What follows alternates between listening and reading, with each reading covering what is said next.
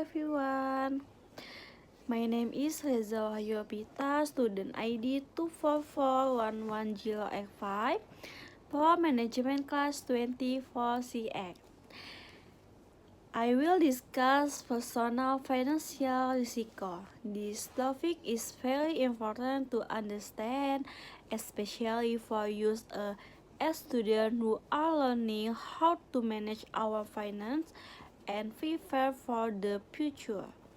And though some of you may still depend on our parents or only have a small income, understanding financial risiko from an early age can help you make better financial decisions in the future.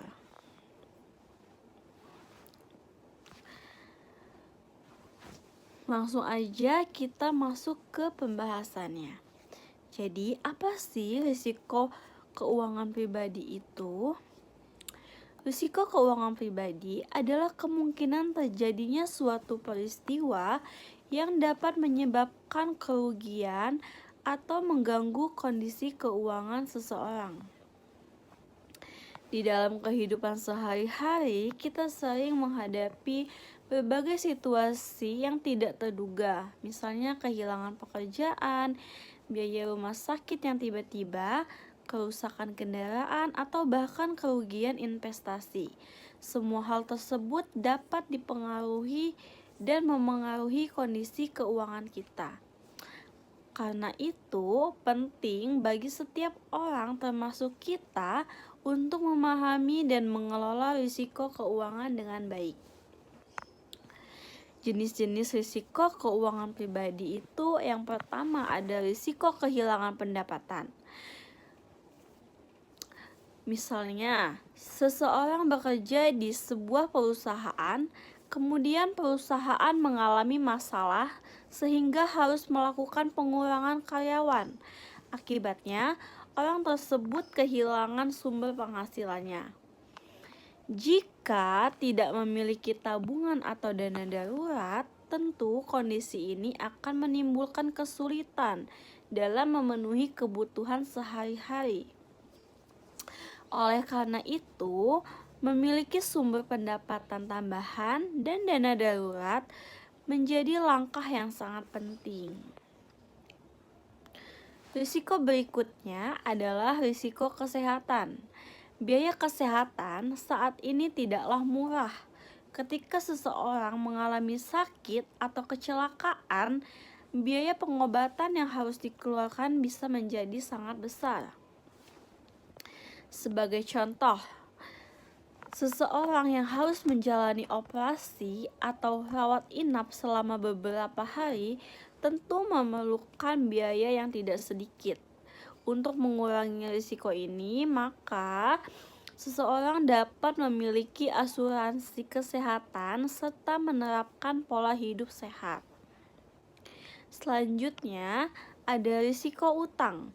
Saat ini banyak fasilitas pinjaman yang mudah diakses oleh kita, baik dari bank maupun pinjaman online.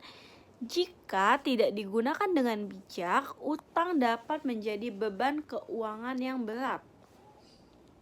Contohnya, seseorang mengambil banyak pinjaman untuk kebutuhan konsumtif seperti membeli barang yang sebenarnya tidak terlalu diperlukan. Akibatnya, sebagian besar pendapatannya habis untuk membayar cicilan utang tersebut. Karena itu, kita harus membedakan antara kebutuhan dan keinginan sebelum memutuskan untuk berhutang. Selanjutnya yang keempat, yaitu risiko investasi. Investasi memang dapat memberikan keuntungan, tetapi investasi juga memiliki risiko. Sebagai contoh, seseorang membeli saham dengan harapan memperoleh keuntungan.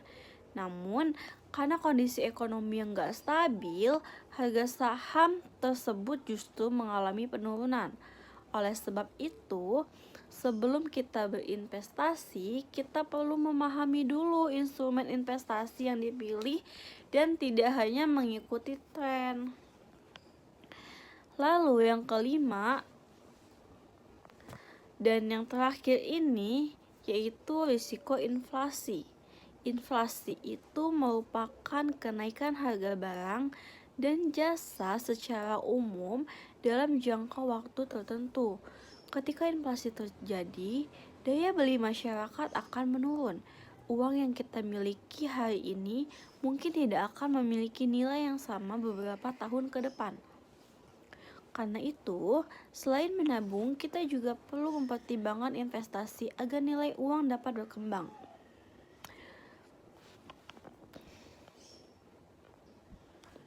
Risiko keuangan dapat muncul karena faktor internal maupun eksternal. Faktor internal itu berasal dari diri kita sendiri, seperti kurangnya pengetahuan keuangan, kebiasaan boros, dan tidak memiliki perencanaan keuangan, dan penggunaan utang yang berlebihan.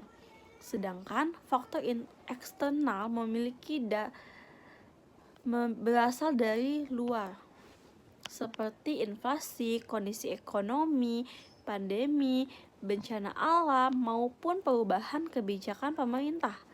Walaupun faktor eksternal itu sulit dikendalikan, kita tetap dapat mempersiapkan diri agar dampaknya nggak terlalu besar.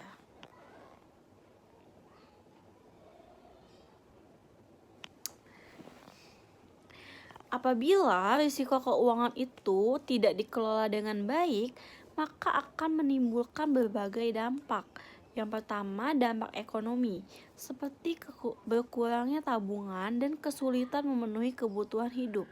Yang kedua, dampak psikologis, seperti stres, cemas, dan tekanan mental akibat masalah keuangan.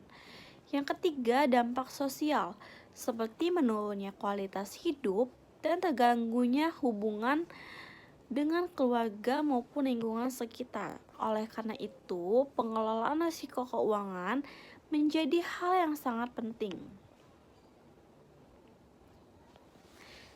Ada beberapa langkah yang dapat dilakukan untuk mengelola risiko keuangan pribadi. Yang pertama, membuat anggaran keuangan agar pengeluaran lebih terkontrol. Yang kedua, menyiapkan dana darurat untuk menghadapi kebutuhan yang tidak berguna. Yang ketiga, memiliki perlindungan berupa asuransi, terutama asuransi kesehatan. Yang keempat, mengelola utang dengan bijak dan menghindari utang konsumtif yang berlebihan. Lalu yang kelima, berinvestasi sesuai kemampuan dan profil risiko masing-masing. Dan yang terakhir, meningkatkan literasi keuangan dengan membaca buku, mengikuti seminar, atau mempelajari informasi keuangan dari sumber yang terpercaya.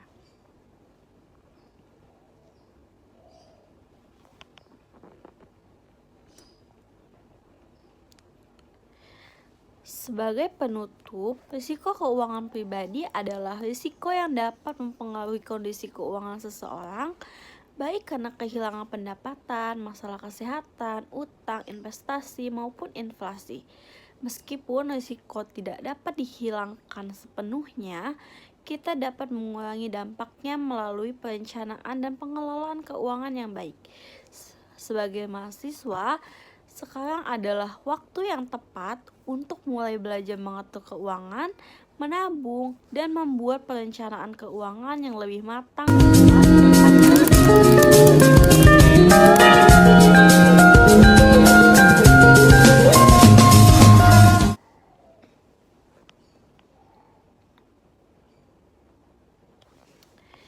That's all from me regarding personal financial risiko. I hope this video has helped broaden your knowledge and understanding of the importance of managing personal financial risiko. Don't forget to leave your comment, constructive critiques, and suggestion below. Thank you for watching. My name is Reza Wahyu Opita, and I would like to say goodbye. See you in the next video. Wassalamualaikum warahmatullahi wabarakatuh.